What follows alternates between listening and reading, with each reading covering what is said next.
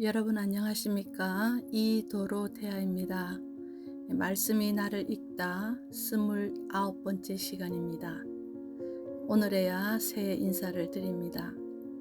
성탄 미사가 주일 미사와 겹치면 기본적으로 성가대는 세 번의 미사가 이어지고 한 해가 마지막 주일인 성가정 주일과 마지막 송년 참회 예절과 1월 1일 대축일과 연결이 되면 또 세 번의 미사를 계속 연이어서 해야 되는 매우 피곤한 시즌이 바로 이때입니다.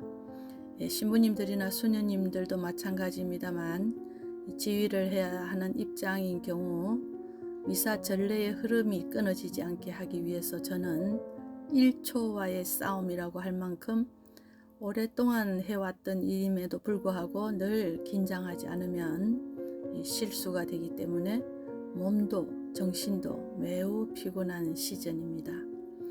며칠을 꽁꽁 앓다가 겨우 정신을 차렸습니다. 지난 시간을 잠시 기억해보면 모세와 함께 떠났던 백성들의 기대는 떠남을 다짐하고 단행하기는 하지만 그들에게 오아시스가 기다릴 줄 알았지만 긴 광야 생활이 눈앞에 펼쳐지듯이 사람들은 성당에서 봉사를 오래 하면 주위 사람들이나 봉사를 권유한 사람이나 자신도 하던 사업이 잘 될 것이고 몸도 치유되고 모든 것이 형통할 줄 알지만 저 같은 경우에 여러 차례 수술과 경제적인 어려움 또 수시로 앓는 몸살은 제가 치러야 할, 제가 받아야 할 몫이었습니다.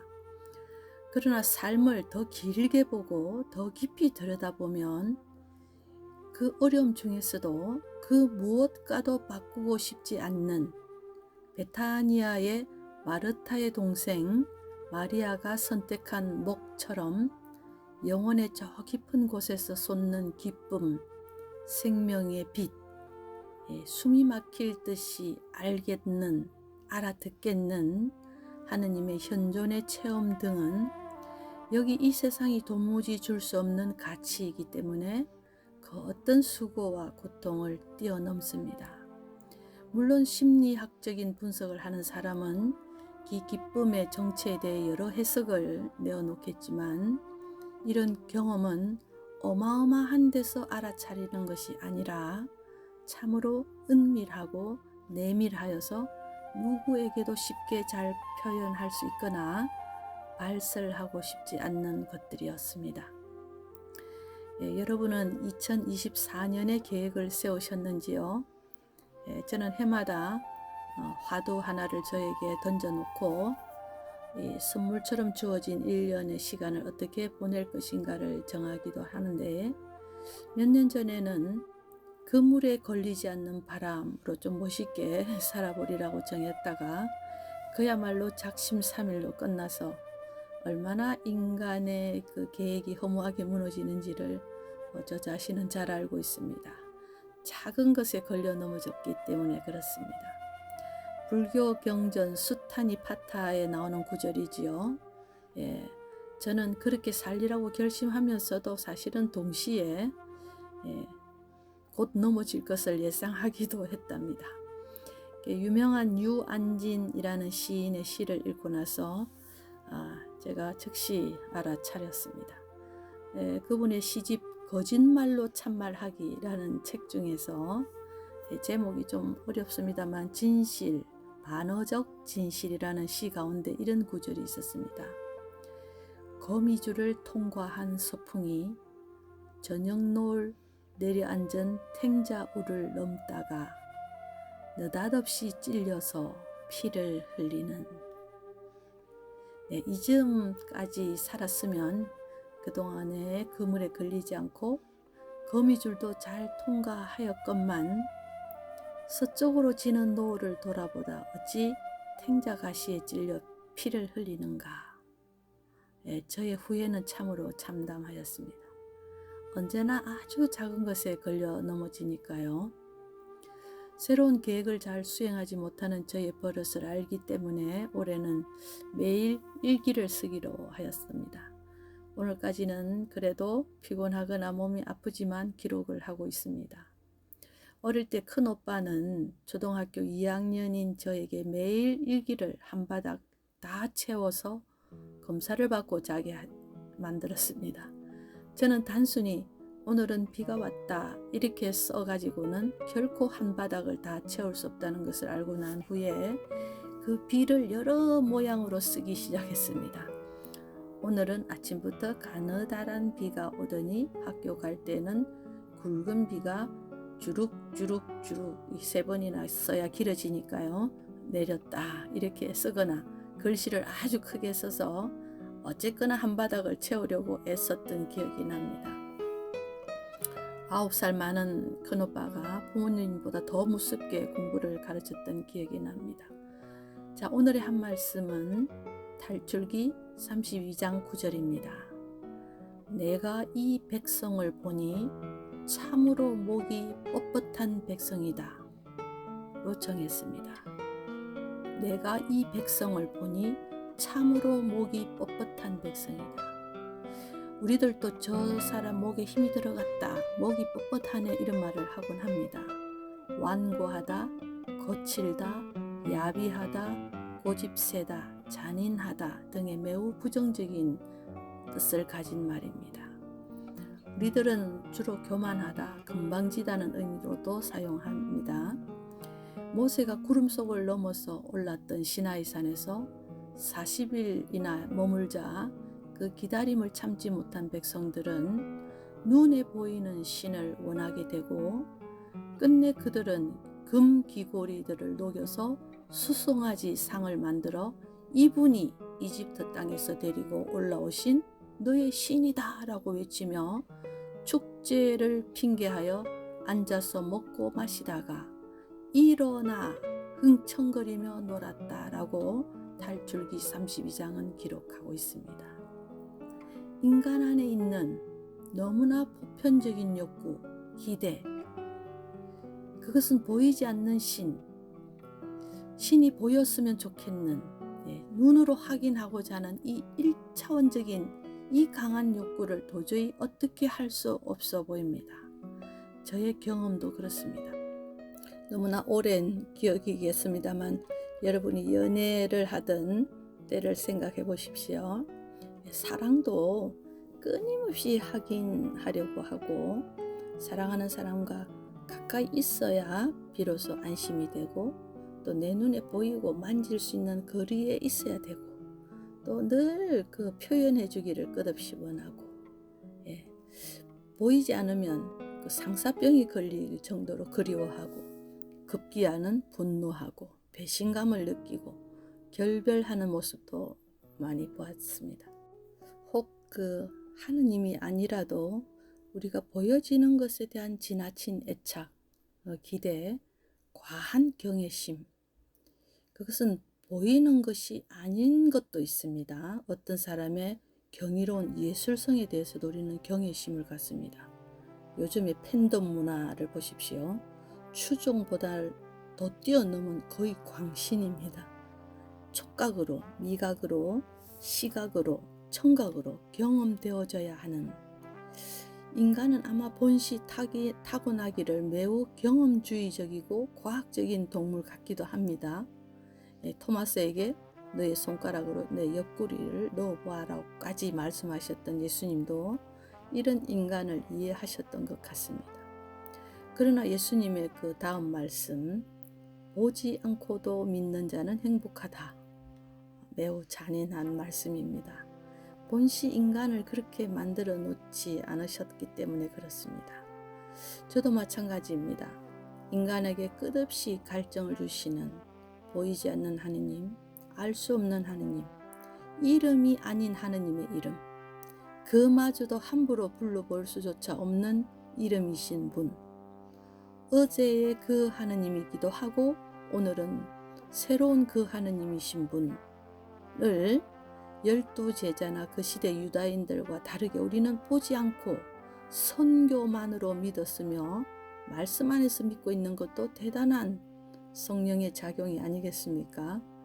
로마도 그렇듯이 조선시대에도 무지막지한 박해에도 불구하고 믿고 직접 만나지 않았던 그 예수님을 믿고 이 교회가 2000년의 역사를 이어온다는 것도 보면 보지 않고도 믿을 수 있다는 인간의 본능을 뛰어넘는 일을 하느님께서 해주셨다고 봅니다. 그것에 응답한 인간도 매우 특별한 존재들입니다. 신의 말씀에 감응했던 인간들 말이죠.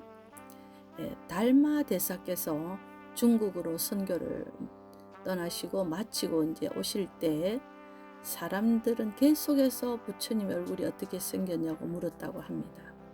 부처님은 절대 내 얼굴을 그리거나 상을 만들지 말라고 하셨다는데 달마 대사께서도 끝까지 거절하시다가 마지막에 얼굴의 어느 한 부분만 설명하셨다는데 그 뒤 얼마 가지 않아서 놀랍게도 1000불상, 10,000불상이 만들어집니다. 각자의 마음에 있는 또 그 시대가 말하는 그 시대 문화가 만든 수많은 부처님의 얼굴이 그려지고 만들어졌습니다. 이 인간의 욕구를 어쩌겠습니까? 이 백성도 바로 보이는 신을 원했습니다. 비록 그들이 기에 걸었던 금을 녹인 수송아지라도 말입니다. 송아지라 하는 것으로 보아 큰 덩치의 숫소를 만들지 못한 듯 하지만 어쩌면 이 저자는 다음 시간에도 이어지겠습니다만 자신이 믿고 있는 하느님에 대한 불신 같은 것도 느껴지게 합니다. 그것은 자신들에 대한 낮은 자존감을 의미하는 것 같습니다. 고대 민족들은 자신들의 처지가 어려울 때면 내가 믿는 신이 비참한 모습일 거라는, 내가 믿는 신이 실패한 신이라는 개념을 가졌으니까 말입니다. 또 어떤 학자는 솔로몬의 성전 모형에서 정동바다 모형의 큰 그릇을 지성소 앞에 두게 했는데 그 그릇을 받치는 받침대를 12마리의 항소로 했다는 이유로 그들이 단지 금송아지를 만들어 하느님이라고 한 것이 아니라 하느님을 감히 모상을 만들 수 없으니 하느님을 기억하게 하는 어떤 물건을 표현했을 것이라고 주장하기도 합니다. 어쨌거나 인간은 동서고금을 막론하고 징표 하나를 갖고 싶게 하거나 만천하에 드러날 엄청난 건축물을 통해서 신을 상징하게 하고 그것이 생명이라도 있는 듯이 아끼고 숭배하고 하는 것입니다. 금송아지를 만든 것보다 탈출기의 이 저자는 흥청망청 먹고 놀았다는 것에 더 강하게 표현하고 있는 것을 저는 느꼈습니다.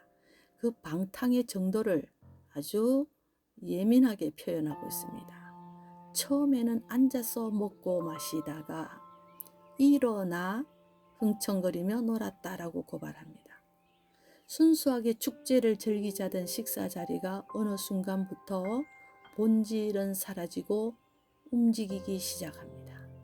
이제 축제는 사라지고 단지 즐거움이나 기쁨의 차원을 넘어 남녀가 서로 엉키고 술은 술을 부르고 여기저기 토하고 싸우고 바로 인간다움을 잃어가는 상태를 묘사하고 있습니다. 모세가 이끌고 있는 이 공동체는 이런저런 일을 겪고 있었고, 불평들도 자연스럽게 터져나왔고 실제로 사막에서의 삶은 매우 어려웠을 것입니다. 물과 음식, 명확하지 않는 조직 체계들, 38년이라는 시간으로 보면 하느님의 진노에 의해 많은 불평한 자들이 죽은 것처럼 보이지만 사실 떠날 때 이미 어느 정도의 나이가 된 사람들은 자연사하였을 것으로 짐작이 됩니다. 저자는 그런 자연적인 수명까지도 하느님에 대한 불신에 대한 벌로 말을 하면서 긴장감과 장차 가나안 땅에서 겪게 될 우상숭배, 또 아주 후에 사건이지만 이 글이 최종 정리된 자리인 바빌론 유배의 자리에서 그들이 만난 놀라운 수준의 문화에 쉽게 자신들의 신앙을 포기하게 되는 모습을 보고 야훼 신앙에 대한 강력한 경고를 해야 하는 입장이었다는 것을 이해할 수 있습니다. 9가지 재앙에도 금방 마음을 바꾸고 고집을 부린 파라오나 노역살이에서 자유인으로 구원하시는 하느님의 손길도 자신이 원하는 때에 자신에게 적합한 방법이 아니면 쉽게 의심하고 자신에게 약간의 힘이라도 또 주어지면 목이 뻣뻣해져서 하느님의 말씀에는 아랑곳하지 않는 고집불통의 모습은 같은 모습입니다. 금송아지, 참으로 떨칠 수 없는 유혹이지요. 하느님도 금송아지처럼 보이고 만지고 매일 닦아서 빛이 반짝반짝 나고 사람들이 금송아지를 가진 나를 부러워하면 좋겠죠. 그러다가 혹 필요한 일이 생기면 그 금송아지를 팔아서 도움을 받고 싶겠지요. 매일 미사를 가고 몇 개의 단체에서 봉사를 하고 오랫동안 또 봉사해왔다는 것이 금송아지 여러 마리를 키우는 것 같을 수도 있습니다. 금송아지 모으는 재미로 교회를 나가겠지요. 그대는 금송아지를 그만큼이나 모았소 라고 높은 자리에서 완장을 차기도 합니다.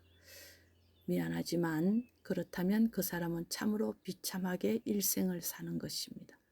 헛수고를 했고 헛고생을 했고 헛군대를 바라보고 살았기 때문입니다. 예수님은 비천한 모습이었습니다. 백성들 안에서 세례를 받겠다고 줄을 서 계신 분이었습니다. 누울 자리도 머리도 될 곳이 없는 분이었습니다. 지금 우리의 도시에 그분이 오신다 해도 도대체 그분을 알아보기나 하겠습니까? 동방박사가 어떻게 예수님을 알아보았을까요? 별이 단 한 곳만을 위해서 비추지는 않습니다. 요셉과 마리아의 겸손함과 가난함을 보았지 않았겠습니까?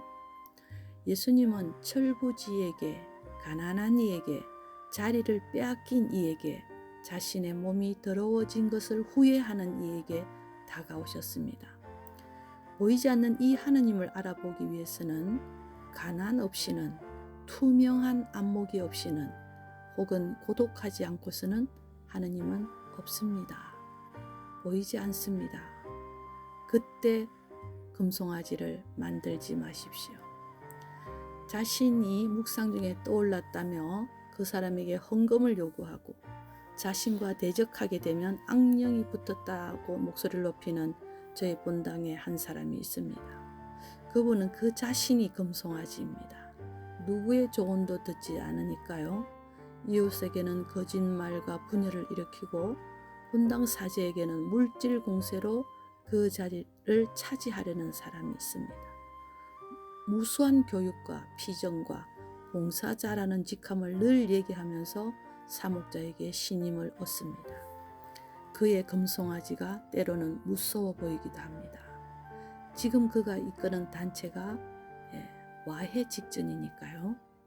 우리의 금송아지가 아닌 십자가 위에서 죽기까지 겸손하시고 가난하셨던 예수님만을 품어야 하겠습니다. 그러기에 자비를 또 청하고 또 청하는 것입니다. 기리에 엘레이손, 그리스데 엘레이손, 기리에 엘레이손. 오늘의 한 말씀 탈출기 32장 9절이었습니다. 내가 이 백성을 보니 참으로 목이 뻣뻣한 백성이다. 네, 여러분 다시 한번 새해 인사드립니다. 새해 복 많이 받으시고 무엇보다도 건강하십시오. 그리고 가끔 힘드시더라도 절대 포기하지 마시고 하나님 안에서 말씀 안에서 깊이 잠시 머무르는 시간도 가지시면서 기쁘고 행복한 한 해가 되기를 바랍니다. 기도하겠습니다. 고맙습니다.